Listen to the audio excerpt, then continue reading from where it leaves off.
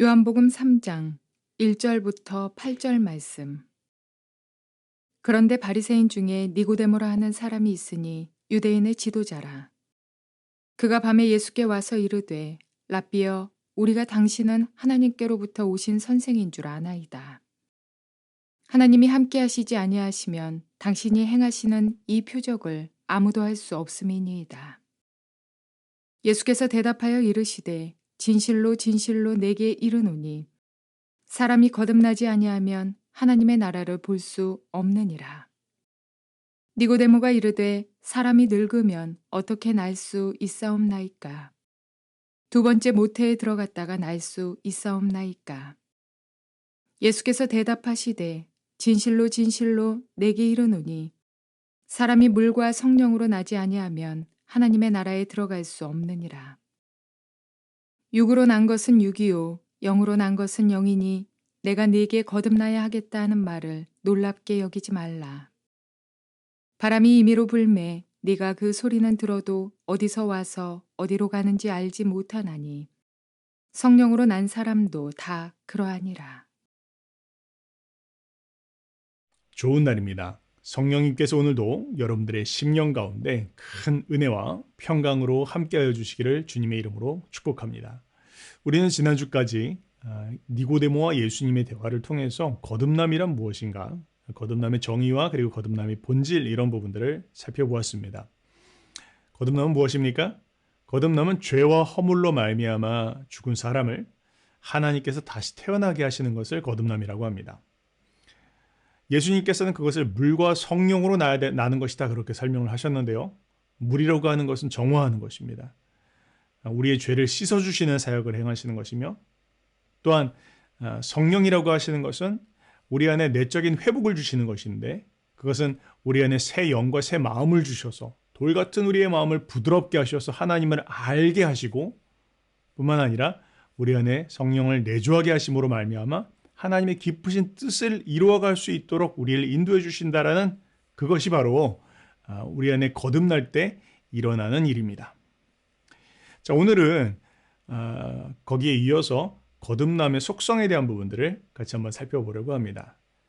자, 거듭남의 속성 저는 한 4가지 정도로 분류해서 정리를 해봤는데요. 자, 거듭남의 첫 번째 속성이라고 그렇게 이야기할 때 그것은 바로 하나님이 행하시는 영적 출생이다라는 것입니다. 하나님이 행하시는 영적 출생이다. 여러분, 거듭남이라고 하는 것은 태어나는 것입니다. 거기서 중요한 그런 강조점이 있어요. 태어난다라고 하는 것은 우리가 어떤 노력해서 얻는 것이나 쟁취하는 게 아니라는 거예요. 생명은 얻는 것입니다. 마치 우리의 육신의 생명을 부모님으로부터 부여받는 것처럼 우리의 영적인 생명 역시 하나님으로부터 부여를 받는 것입니다. 여러분, 그런 거 혹시 보셨습니까? 어머니 뱃속에 태아가 있어요. 근데 그 태아가 자기가 시계를 보면서 내가 이제는 조금 팔다리를 키울 때가 됐어. 이제는 내가 좀 몸집을 더 키워야 되겠다.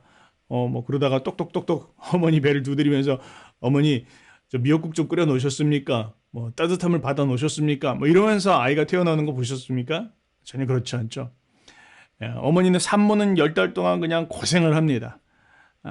그러나 태아가 하는 일은 뭐예요? 태아가 하는 일은 아무것도 없습니다. 태아는 그냥 어머니의 고생을 따라서 세상에 나오기만 하면 되는 것입니다. 마치 이런 것처럼 우리의 영적인 출생에 있어서도 사람이 할 수 있는 일은 아무것도 없습니다. 그래서 이 거듭남에 있어서 굉장히 중요한 부분들 한 가지는 하나님께서 행하시는 일이라는 겁니다. 하나님께서 전적으로 행하시는 하나님께서 전적으로 행하시는 것이 바로 이 거듭남이다. 그렇게 설명할 수 있겠습니다. 자, 그래서요. 요한복음 1장 12절과 13절은 뭐라고 이야기하고 있냐면 영접하는 자, 곧 그 이름을 믿는 자들에게는 하나님의 자녀가 되는 권세를 주셨으니 이는 혈통으로나 육정으로나 사람의 뜻으로 나지 아니하고 오직 하나님께로부터 난 자들이니라 그렇게 이야기하고 있습니다. 무엇을 이야기합니까? 하나님의 자녀가 누구냐라고 이야기할 때 하나님의 자녀는 사람의 어떤 사람의 의지나 사람의 노력으로 나는 것이 아니라 하나님께서 나게 하신 하나님의 자녀로 탄생하는 것이다라고 성경은 이야기하고 있습니다. 우리가 지난주에 그 예수님께서 니고데모에게 물과 성령에 대한 이야기들을 하셨을 때 에스겔서의 말씀을 가지고 설명을 하셨다라는 부분들 같이 나눠봤습니다. 자, 그런데요, 바로 그 에스겔서의 말씀이 거듭남이 무엇인지에 대한 구약의 아주 좋은 그런 모델과 또 설명인데요. 거기에도 동일하게 이 거듭남이라 무엇인가? 그 거듭남은 하나님이 행하시는 것이다라는 부분들이 굉장히 강조돼서 이야기를 하고 있습니다. 한번 보시면요, 25절에 맑은 물을 너희에게 뿌려서 너희로 정결하게 하되, 그리고 계속 보면 동사들을 한번 주의 깊게 보시기 바랍니다. 정결하게 할 것이며, 또 너희 속에 두고 너희에게 주되, 굳은 마음을 제거하고 마음을 줄 것이며, 27절에 너희 속에 두어 행하게 하리니. 이렇게 이 단어들의 강조점이 뭐라고 생각하십니까? 여러 가지 표현이 있지만 지금 강조하고 있는 건 내가 할 것이다라는 거예요. 하나님께서 그 일을 행하실 것이다라는 부분들을 강조해서 이야기하고 있습니다. 거듭남은 하나님이 행하시는 그런 사역입니다. 자, 영어로 우리가 보면 조금 더 구체적으로 드러날 수 있어요. 영어로 우리 표시된 것처럼 I will 이라는 표현들이 반복해서 나오고 있습니다. 뭘 이야기합니까?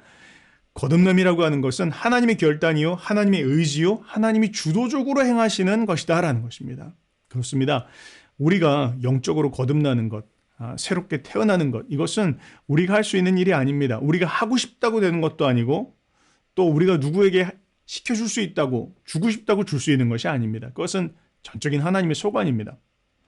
자, 그러나 거기에 있어서 우리가 아무것도 할 일이 없다라는 것은 아닙니다. 우리가 해야 될 일들은 있습니다. 그러나 그 부분들은 제가 나중에 한번 다시 설명을 할 것입니다. 자, 그런데요, 우리가 이렇게 거듭남에 있어서 우리가 할 일이 없이 하나님께서 주도적으로 행하시는 것이다, 그렇게 이야기했을 때 여기는 중요한 그런 몇 가지 또 생각해 봐야 될 부분들이 있습니다. 그것은 우리는요, 거듭날 어떤 자격이 있는 사람들은 아닙니다. 또 우리가 어떤 노력을 하고 애써가지고 거듭남을 얻는 것이 아닙니다. 거듭남이라고 하는 것은 하나님께서 우리에게 전적으로 은혜로 베풀어 주시는 것입니다. 흔히 우리가 이렇게 이야기하죠. 믿음으로 말미암아 구원을 얻는 것이다, 그렇게 이야기를 하는데, 그렇습니다. 믿음이 있어야 합니다. 그런데요, 그 믿음은 어디서 옵니까? 그 믿음 역시 하나님께서 우리에게 은혜로 선물로 주시는 것이다라는 것을 우리는 잊어서는 안 되겠습니다. 종종 제가 이곳에서 무슬림들과 함께 전도를 할 때 그때 많이 느껴지는 점이 있어요. 아무리 제가 잘 설명을 하려고 해도 때로는 듣는 사람도 아무리 그것을 꼭 잘 이해하려고 하고 잘 이렇게 곱씹어 보더라도 믿지 못하는 일들이 참 많이 일어난다라는 것이에요.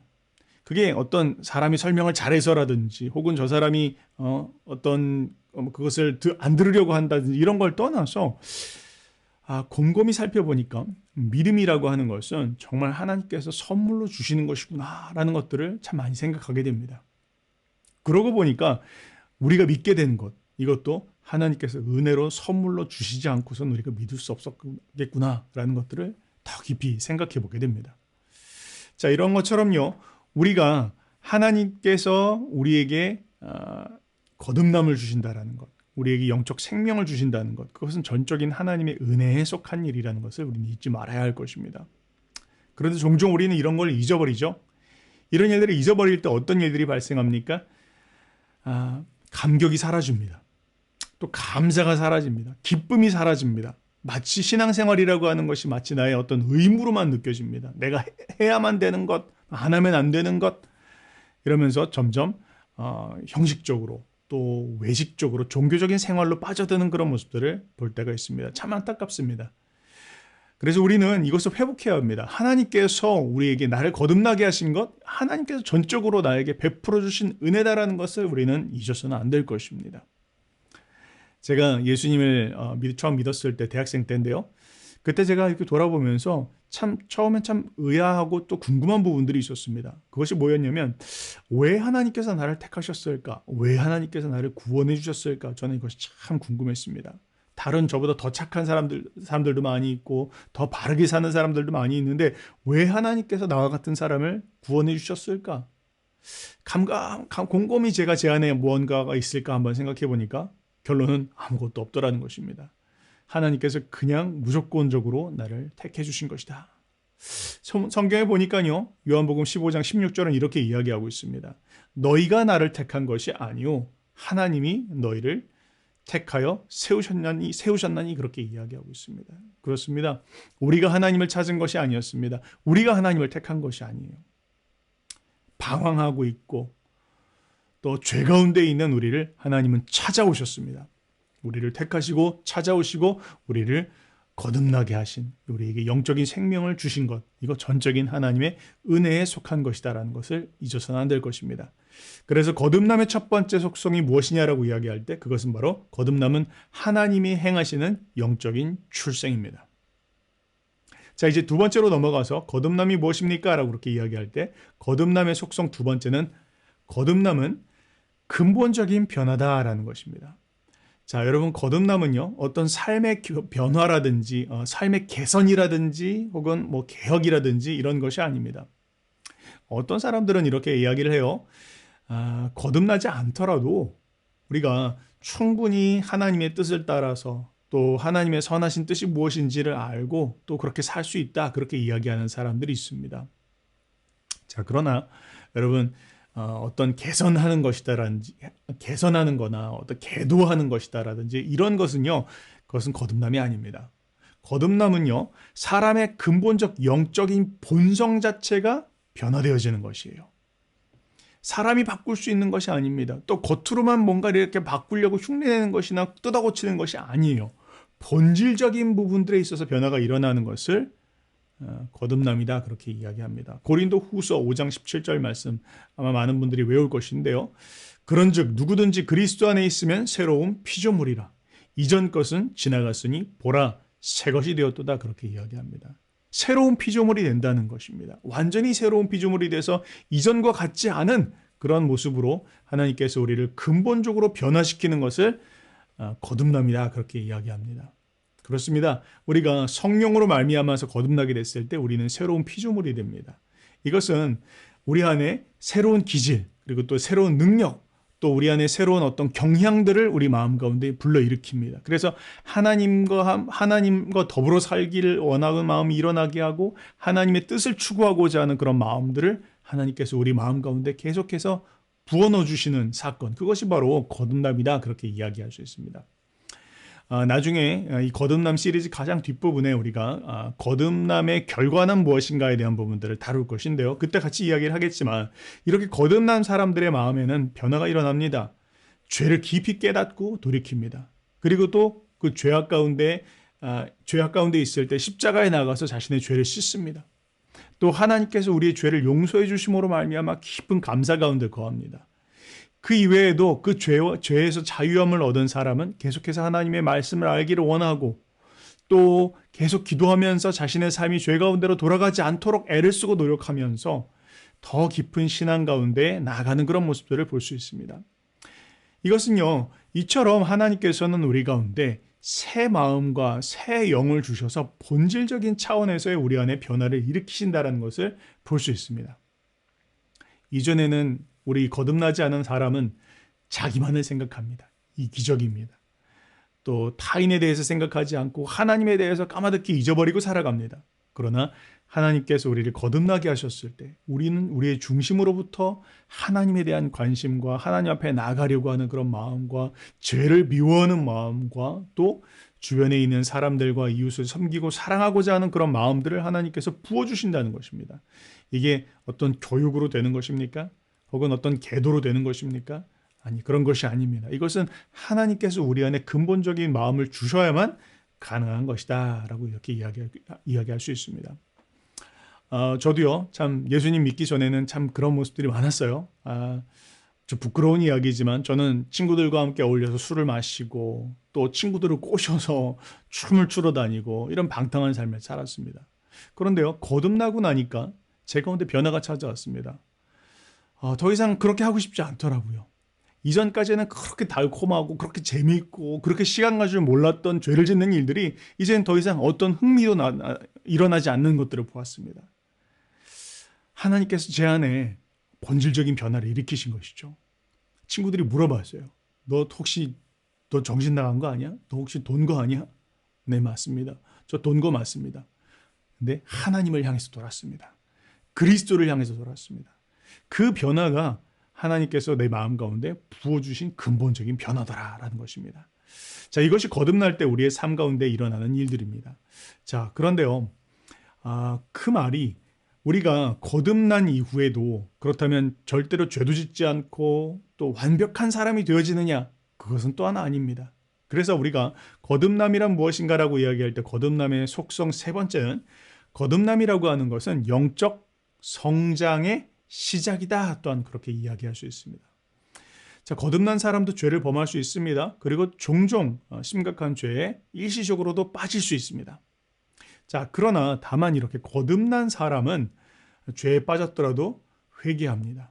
또 성령님의 인도하심 가운데 자신이 죄를 책망받을 때 돌이키고 하나님 앞에 나오려고 합니다. 그것은 거듭나지 않은 사람이 그냥 그 죄 가운데서 눌러 살면서 거기에 방종하고 또 완전히 양심이 마비되어서 죄와 더불어 살기를 기뻐하는 것과는 다른 것입니다. 그 마음 가운데 벌써 죄를 싫어하는 마음, 이것이 죄라는 것과 또 그것을 싫어하는 마음과 하나님의 뜻을 따라 살아가야 된다는 것과 회개하는 것과 모든 부분들에 있어서 다른 모습들을 갖습니다. 이것처럼 거듭남이라고 하는 것은 근본적인 변화이고 또 극적인 변화이지만 그런데 그것이 모든 것이 완성된 것은 아닙니다. 시작인 것입니다.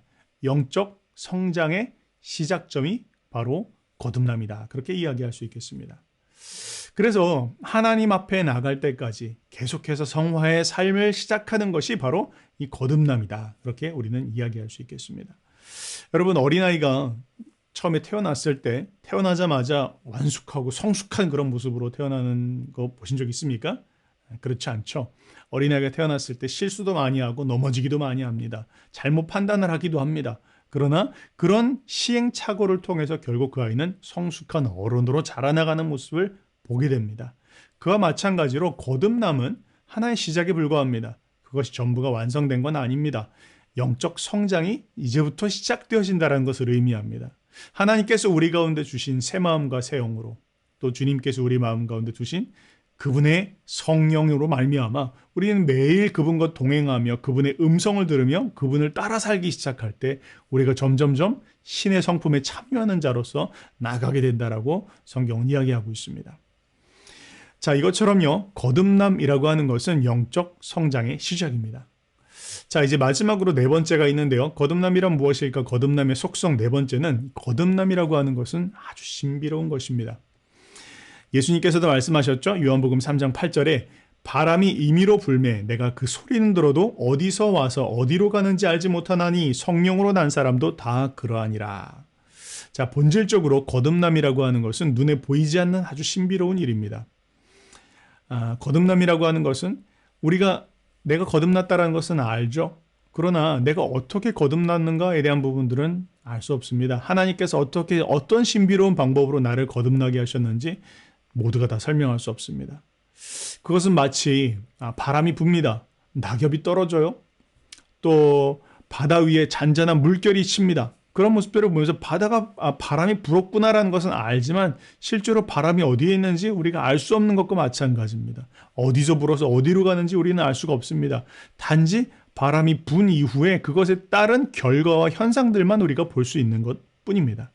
마찬가지로 그 거듭남이란 건 신비에 속한 일입니다. 하나님께서 행하시는 일인데 그것은 참으로 신비롭게 우리 가운데 역사되어집니다. 우리가 다 알 수는 없습니다. 다만 우리는 그 거듭남의 결과와 열매를 알 뿐입니다. 하나님께서 나를 거듭나게 하셨구나. 이렇게 우리는 체험할 수 있다는 것이에요. 자, 여러분, 우리가 참 한때 하나님을 모르고 살던 사람들입니다. 방탕하던 사람들이었고 또 죄인의 괴수였습니다. 그런데 어떻게 하나님께서 이런 사람을 바꾸셨을까요? 참 신비로운 일입니다.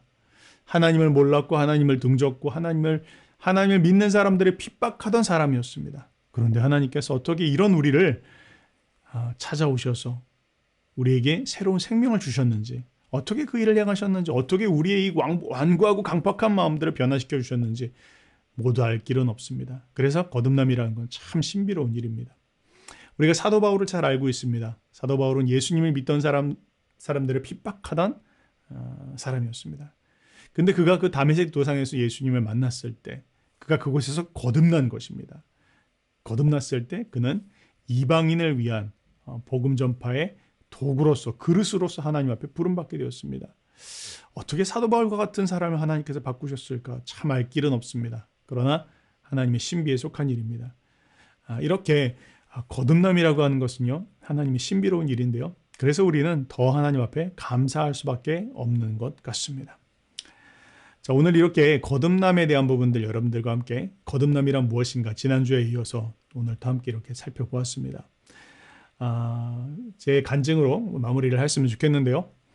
저는 1999년도 그 겨울에 예수님을 믿었습니다. 처음 예수님을 믿었던 그 밤을 저는 참 잊지를 못할 것 같아요. 그때 제가 하나님 앞에 드렸던 기도의 제목은 한 가지였습니다. 하나님, 저를 깨뜨려 주십시오. 하나님, 저를 변화시켜 주십시오. 새로운 삶을 살기를 원합니다.